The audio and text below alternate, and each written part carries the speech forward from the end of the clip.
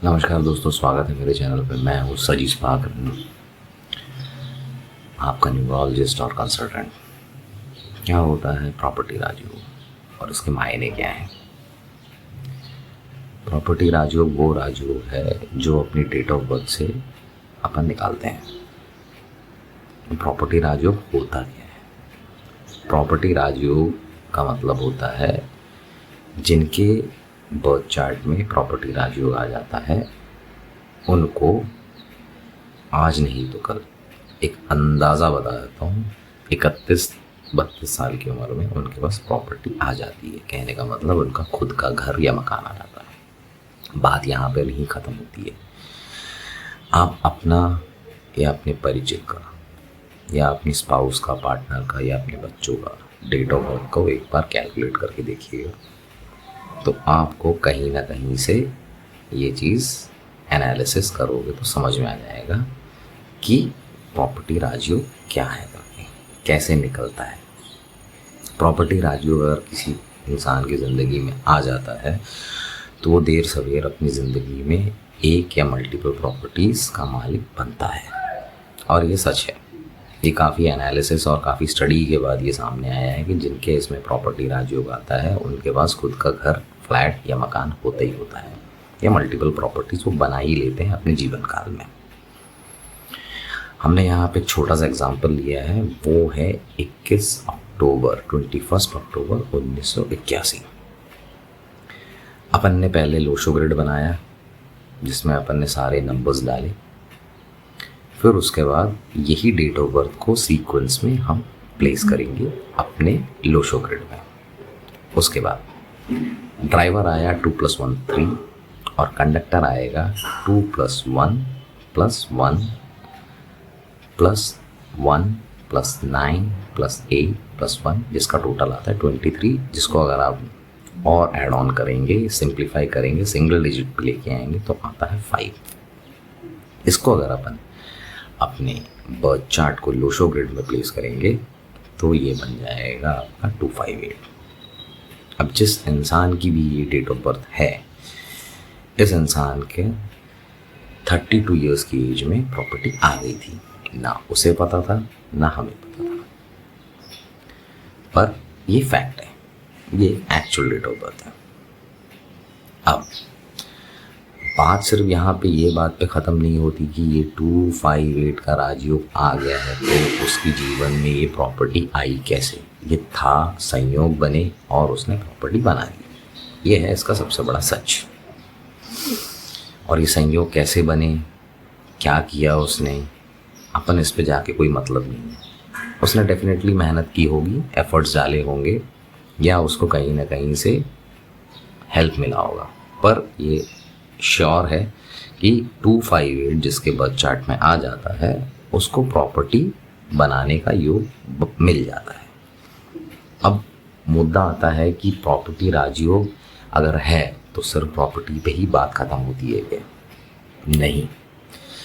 Property राजयोग जिसके birth chart में आ जाता है, वो एक चीज़ जो मिस आउट होता है वो है कि उसके पास मल्टीपल प्रॉपर्टीज़ बनाने का योग तो आ जाता है, जाने अनजाने आता ही आता है, ये बात फैक्ट है। दूसरा ये है कि अगर वो प्रॉपर्टी से रिलेटेड काम करे तो 101% उसको उसमें कामयाबी मिलती है। अब सिर्फ प्रॉपर्टी से मतलब नहीं है यहाँ पे। प्रॉपर्टी से सिर्फ मतलब का कहने का है कि रियल एस्टेट तो एक हो गया जो नॉर्मली सब लोग समझते हैं। इसके अलावा फार्मिंग से रिलेटेड कोई भी काम अगर वो करेगा या उसमें इन्वेस्टमेंट करेगा उसे मिलेगा। रियल एस्टेट में इन्वेस्ट करेगा, मिलेगा उसे बेनिफिट। लैंड्स में इन्वेस्ट करेगा, उसे बेनिफिट मिलेगा। अगर ये अपना बिजनेस बना लेते हैं तो भी उसे सक्सेस मिलेगा। आप जितने भी सक्सेसफुल रियल एस्टेट एजेंट्स हो जाएं या कंपनीज हो जाएं, उनकी स्थापना का दिन या उनके ओनर्स का डेट ऑफ बर्थ निकालेंगे तो ये आपको मिलेगा। आप ये एनालिसिस करके कमेंट ज़रूर करिएगा। तो आप एक बार एनालिसिस करेंगे तो डेफिनेटली समझ में आएगा आपको। दूसरा पहलू ये है एग्रीकल्चर प्रोडक्ट्स। एग्रीकल्चर प्रोडक्ट्स में धन धान्य से रिलेटेड, मतलब गेहूँ, चावल, इन सब चीज़ों में भी अगर वो बिजनेस करता है तो उसे कामयाबी मिलती ही मिलती है। बहुत सारे लोगों का सवाल ये रहता है कि स्पाइसेस में इन्वेस्ट करना चाहिए कि नहीं। जो भी चीज़ अर्थ से रिलेटेड हो, अर्थ एलिमेंट है ये, तो अर्थ से रिलेटेड जो भी एक्टिविटीज़, ये जो भी बिजनेसेस वो करेंगे 101% उनको इसमें कामयाबी मिलता ही मिलता है। ये फैक्ट है। आप भी एनालाइज करें। मैं आपको एक सजेशन दूंगा कि आप अपने स्पाउस का डेट ऑफ बर्थ लें और उसे कैलकुलेट करें।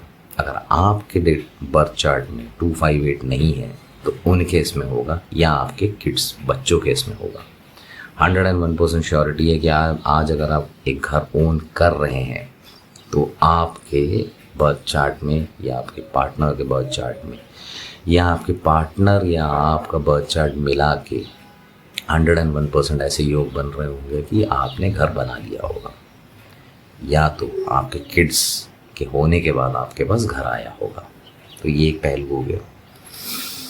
दूसरा, आप चाहें तो अपना बर्थ चार्ट और स्पाउस का बर्थ चार्ट या अपने बच्चे का बर्थ चार्ट या अपना बर्थ चार्ट का एनालिसिस करके देखें कितने नंबर शेयर हो रहे हैं, तो भी आपको रियलाइज़ हो जाएगा कि आपके पास जो है वो योग दोनों को मिलाने से बन रहा है।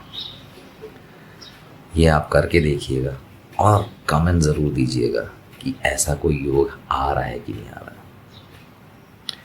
तो मेरे वीडियो को लाइक, शेयर और सब्सक्राइब ज़रूर करिएगा, और साथ ही साथ कमेंट भी करिएगा कि आपको ये एनालिसिस करने के बाद दिखा या नहीं दिखा। अगर दिखा है तो कमेंट ज़रूर करिएगा, क्योंकि ये संयोग ही है बहुत बड़ा। बहुत बार ऐसी सिचुएशंस बनती हैं कि भाई अपने इसमें नहीं रहता, पर अपने स्पाउस के इसमें रहने की वजह से अपन कहीं ना कहीं देर सवेर बना लेते हैं, और ये एक साइंस है। इस साइंस को जिसने समझ लिया उसको बहुत सारी चीज़ें समझ में आने लगता है कि हाँ भाई, आज नहीं तो कल मैं ये बना लूँगा। दूसरी चीज़, अगर आपके इसमें कोई भी एक डिजिट या नंबर मिसिंग है तो उसके रेमेडीज़ भी करोगे तो आपको वो संयोग बनने लगते हैं। अब रेमेडीज़ का कहने का मतलब ये नहीं है कि आँख बंद करके मैं ये रेमेडी करूँगा तो सारी चीज़ें एक्टिवेट होने लगी, ऐसा नहीं होता है। रेमेडीज़ सिर्फ और सिर्फ एक ही चीज़ को बताता है कि आप एक बेहतर इंसान बने।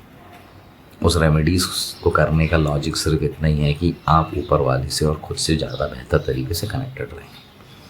जैसे 2 है, किसी के चार्ट में हो सकता है 5 और 8 होगा, 2 मिसिंग होगा, तो बहुत सिंपल सा उपाय है, शिव जी को जल चढ़ाएं।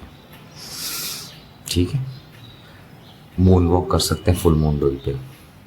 5 मिसिंग है तो ग्रीन का ज़्यादा यूज़ करें, ग्रीन कलर का ज़्यादा यूज़ करें। ग्रीन कलर को यूज़ करने का मतलब ग्रीन लीफी वेजिटेबल्स खाएं। ग्रीन कपड़े भी यूज़ कर सकते हैं एज अ कर्चिफ, ये भी हो सकता है। 8 अगर मिसिंग है तो आप शनि मंदिर में जा सकते हैं, शनि जी के पाँव पे तेल चढ़ाएं, ये भी एक रेमेडी है।